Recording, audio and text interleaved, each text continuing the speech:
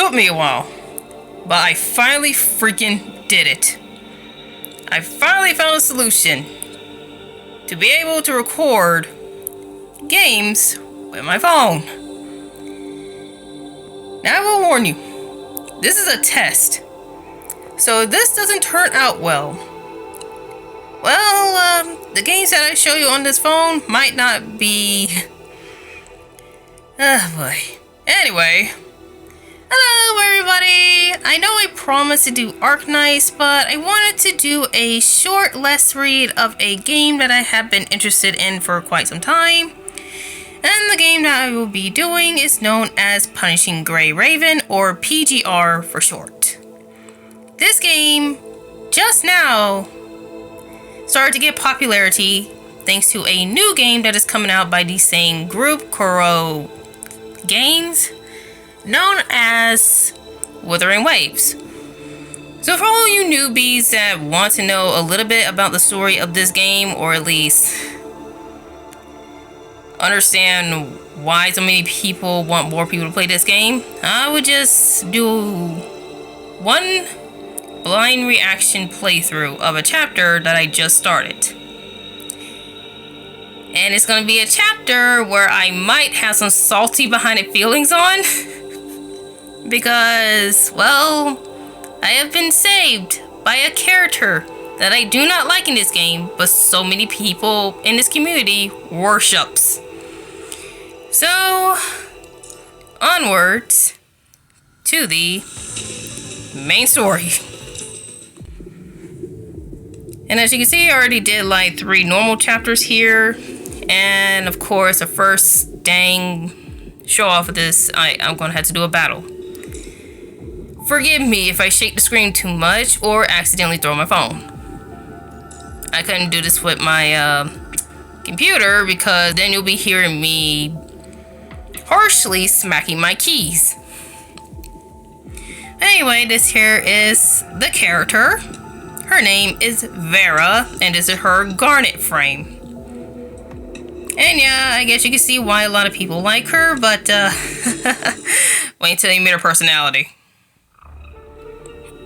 God dang it, oh man, I never knew what kind of voice to give this guy, so I'm just gonna go with a normal one.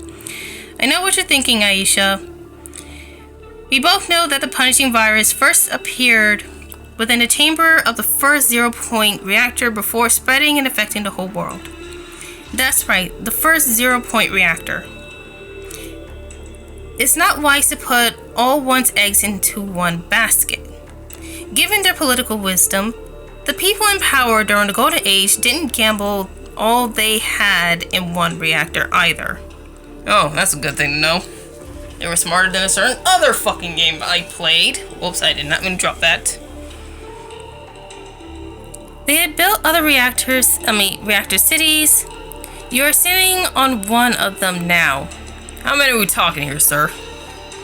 0-point reactors were the most hidden secrets back then. And they still are. Information about their interiors and their whereabouts are still highly classified. Which is why we lost all information on them when the punishing virus broke out and created a fault line in civilization. But we finally obtained the location of one of them, though. Special means recently, which is where you are now. For those that need a little context, you're going to have to read chapter 13 for that. And to that, I say good luck to you new players who do. The someone pauses when he says the word means. This Seaborn reactor is codenamed Atlantis. Oh, how ironic. Consider it part of Plateau Utopia. It once contained humanity's hope for a utopia, after all. After the virus broke out, we lost most of the cutting-edge technology developed back then. We have no idea what caused the punishing virus to spread, or if its existence was related to the 0-point reactor at all. Probably a hacker. My bet's on a hacker. Because of how classified this information was, the world government has even lost all research data on 0-point energy. Without tracing how it started and understanding how it works, We will never find a way to actually counter the punishing virus, but the 0-point reactor was burnt down when it unleashed hell on Earth. But not all the reactors had an outbreak at the same time, due to the difference between their research progress, directions, or something else we don't know yet. Atlantis is still intact. We need you to investigate its reactor with the Cerberus captain. It might not have progressed the same way as the first one, but we are in need of more intel desperately. So find out as much as you can. This is a special operation that only you at this moment in time can do. You and the captain are in a very peculiar situation right now. If Corano's search for Luna was a legitimate operation, then the Cerberus captain actions and rescues are no different from treason. God dang it. But Corano's move was no standard operation, and trying to take you away from Babylonia has caused an uproar. Given how messed up and tangled everything is right now, there is no such thing as legitimate anymore. So I decided that this is the junction point where we bring you back on the right track. Although Babylonia is but a shadow of the human world in the past, the complexity of the human heart has not diminished a bit, on the surface or in the air. There are too many people with secret agendas and their eyes and ears up here. Sending a team to Atlantis directly from Babylonia would have alerted people we don't want to alert. Yeah, I get your point there. That's why I decided to take advantage of the fact that you are already on the surface to have you in charge of this classified operation.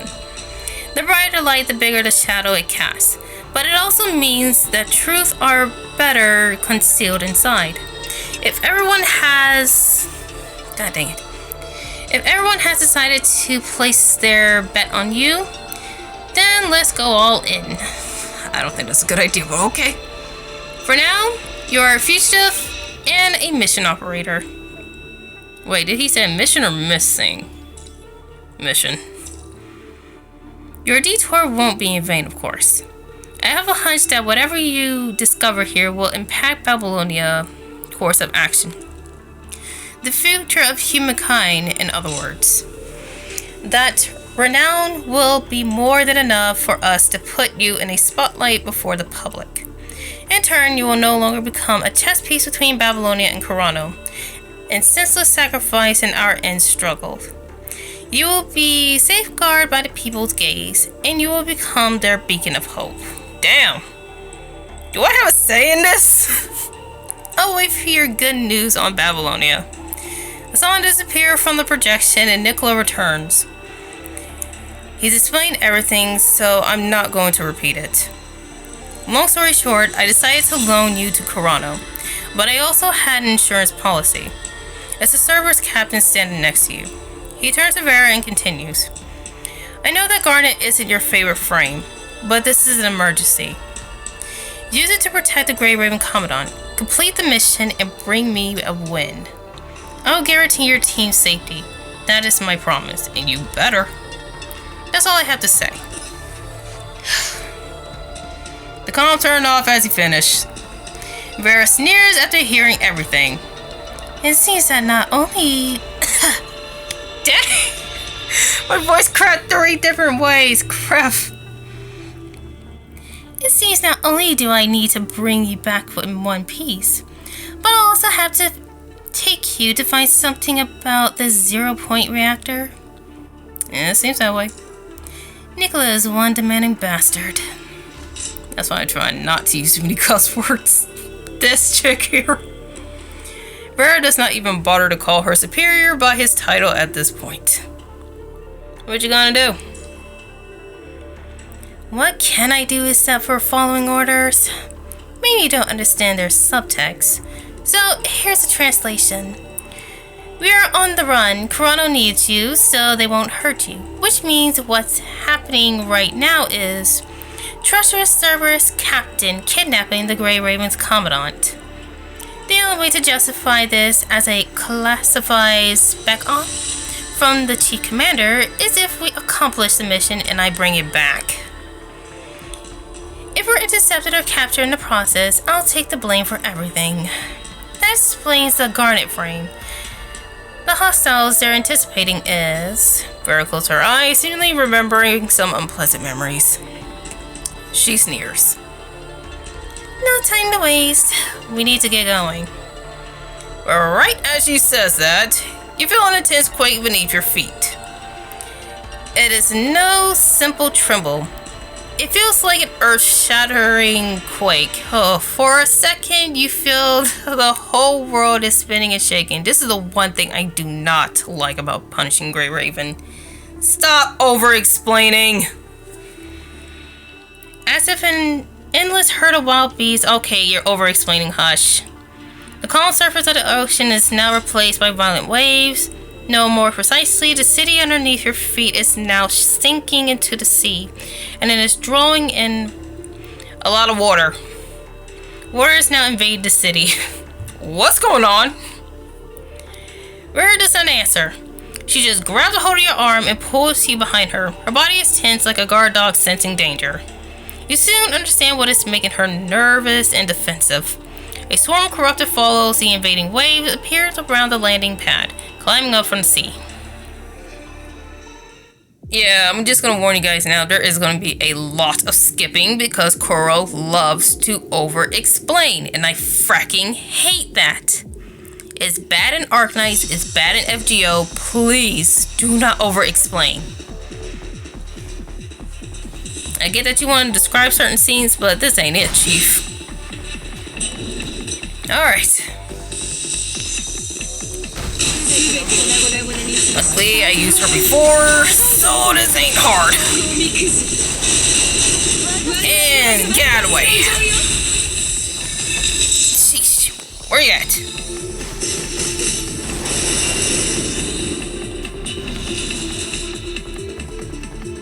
It is very easy to use some of these characters on here. It really just depends on your favorite fighting styles, that is. There are gunners, lancers. Oh, so this is Atlantis? Well, it's quite different from when I look from the sky.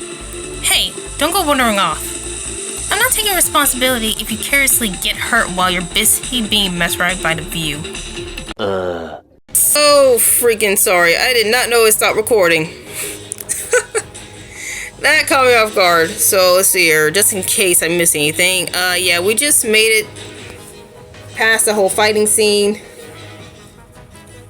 Now we're pretty much trying to figure out why this thing keeps coming up. I mean, why is the place sinking and why everything is trying to attack us? But it turns out that there might be an intruder here controlling some corrupted underwater fixer-upper machines. Yes, I am very good at describing things under a certain amount of minutes. Anyway,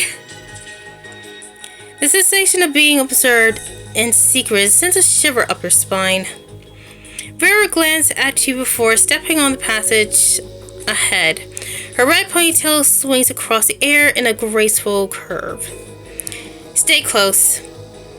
Whoever they are, we're going to drown and die here if we don't find the entrance into the city before it fully submerges.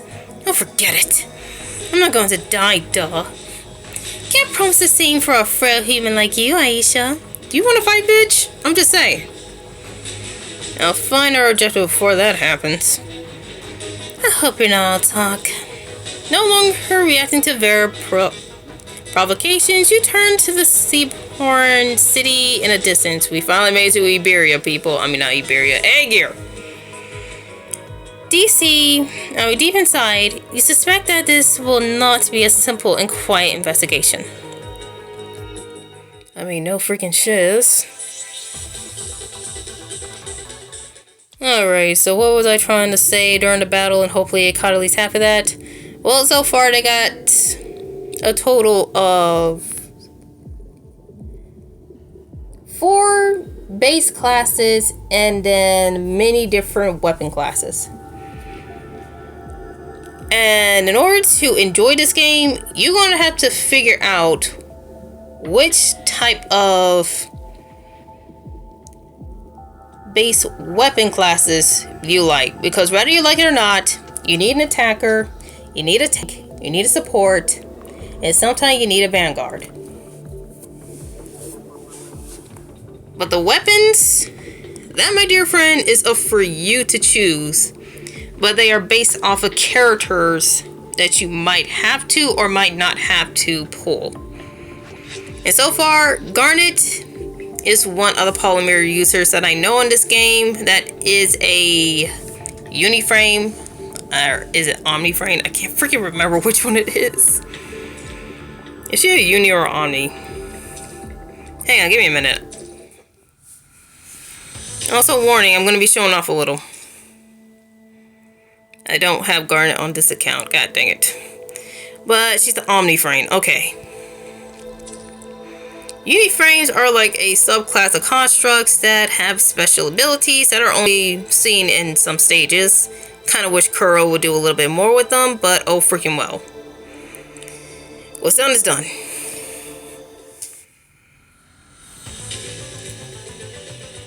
So yeah, if you decide to play this game, go to battles, press study, Silica classes, and try out every single character that you don't have. As you can see here, I tried out a lot of them, and so far I work well with Hyperly. He is my main fire DPS, even though he is fine. Glory is my main ice tank. And so far, Garnet is my main lightning tank on my other account. But yes, here you can pretty much try out all the different characters this game has to offer. And currently, right now, we have a new A rank. Who is this chick here? She's free, by the way. Just play the event, get her shards, and activate her. Uniframes were well, to some people it was a new subclass that was added to bring in a little bit more fun in the combat style of this game. Sadly, they're kind of obsolete since Kuro refused to make more content for them. I mean, at least Paulo is in this current event, but at the same time, like, buff them, please! Make them more relevant in the main story, not the side stories. Collab frames is basically whenever a collab comes around, and so far Nier was one of them. Blackrock Shooter being the newest one coming up, even though it's a rerun for EN. Simulated trial to help you guys understand how to figure out the patterns of these different enemies. And yeah, that's all I just want to show because I'm tired of seeing new players not getting the right information from the veterans. So there. If you want to know which character is the best, Silica class is where you go. FOS is basically for those who want to see how far they've come into the game. And right now, I managed to complete my C, B, and A beginner course and made it up to my S license. The X license, on the other hand, is going to take a while because this final boss is a major league pain. You at least need an ice team or a strong fire team to be able to beat that. Trial Zone is for you to test out the different coatings and also, well, experience what a lot of the veterans got to do during some old events that are currently not getting a rerun for some reason. Like, can they please do a rerun of some of these events? I'm gonna try. Anyway. Resources is where you get your resources at, including A-rank shards, but it's better to just do the events to get these resources. They're less cost efficient in events. Challenges. You will not be able to unlock this on your first day of playing. I'm just going to tell you that now. So do not expect to be able to do all of these, especially when you join a guide. Okay? Take it slow, take it easy, do not rush, or you will, and I mean 100% will, tank your account. Same with these special challenges, you will not be able to open them until I think around level 30, chapter 4. Chapter 4 or 5 to unlock these. I know you gotta be in chapter 5 to be able to do these. For this one, I think it's like past chapter 4 or 5. And yeah, main is just the main freaking stories that you have to do if you want to do anything else in this dang game. But as you can see here, I have to defeat normal story chapter 18 through 21 to play this here floating record. Extra stories, you also have to defeat main story as well. Event records, whenever you get past a certain story stage as well. I think it was chapter 5-8 to be able to do this one. No, that was extra story, never mind. But for event stories, I mean, you can play them. They'll give you a little bit of currency. But, I don't know. I don't know what to say about those. These here, you need the characters to be able to advance further into these little quests they give you. And then finally, interlude is for you to learn more about your characters that you have in your squad. And since I don't waste a lot of time explaining to new players what this game is about and how it's played, I'm gonna have to stop it right here because with the phone, we do have, they do have recording limits. And that's the reason why the first one stopped, because I hit my limit. So next time I will do the next part of this story, and hopefully I can figure out a way to make the time limit go a little bit higher. So until next time.